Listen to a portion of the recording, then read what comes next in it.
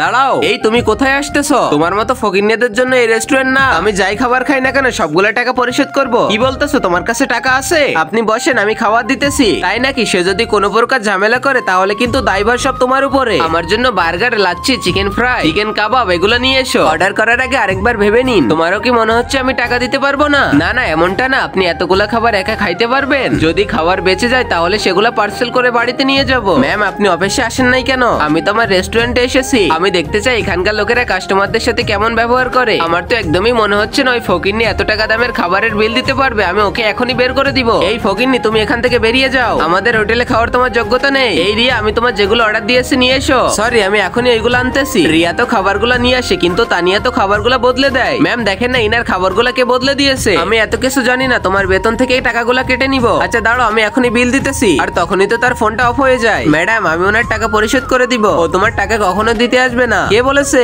আগে মহান আল্লাহকে তুমি ভালোবাসলে লাইক এন্ড সাবস্ক্রাইব করে দাও। আর পার্ট 2 দেখতে চাইলে অবশ্যই কমেন্টে পার্ট 2 লিখো।